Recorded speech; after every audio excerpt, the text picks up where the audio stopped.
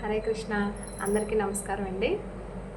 మీ అందరికీ summer holidays start అయిపోయి పిల్లలందరూ ఇంట్లో ఉంటున్నారు కదా, వాళ్ళ కోసం ఒక 4 విషయాలు మీతో మాట్లాడదామని మీ ముందుకు వచ్చానండి. అదేంటంటే వీళ్ళకి కంపల్సరిగా మనం అలవాటు చేయవలసిన కొన్ని విషయాలు అన్నమాట.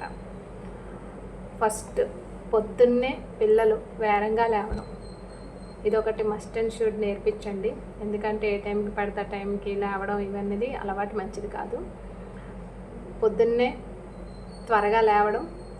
రెండవది, మన ఇంట్లో ఉన్న పెద్దలకి గురువులకి నమస్కారం చేయించడం. తర్వాత మూడవది, రోజు మొత్తంలో కాసేపైనా పుస్తక పఠనం చేయించడం. పుస్తక పఠనం అంటే స్కూల్లో ఇచ్చే పుస్తకాలు అయినా మీ ఇష్టమే కాదన్న, కానీ అందులో భాగంగా కొంత సమయాన్ని భగవద్గీత కానీ రామాయణం కానీ మహాభారతాన్ని కానీ చదవడం అలవాటు చేయడం అనేది మంచిదండి. ఇలా చేయించండి.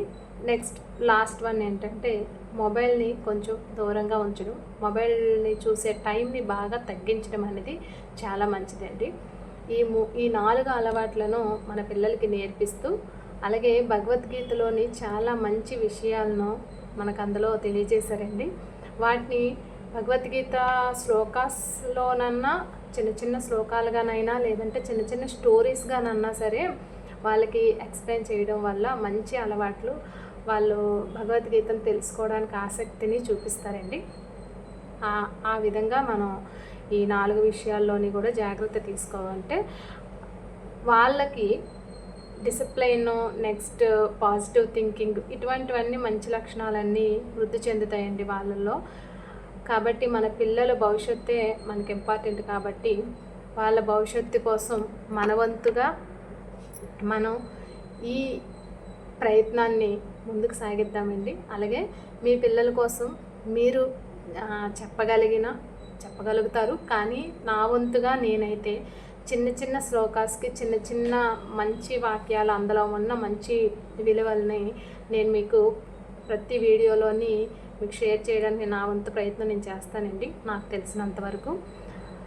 అలానే ప్రతి ఒక్కరు మీ పిల్లల ఫ్యూచర్ బ్రైట్ చేసుకోవడం కోసం ఈ 4 విషయాల్ని గుర్తుపెట్టుకొని ఈ నెల రోజులు వాళ్ళకి అలవాటు చేయడానికి ముందడుగేస్తారని నేనంతా నమ్ముతున్నానండి.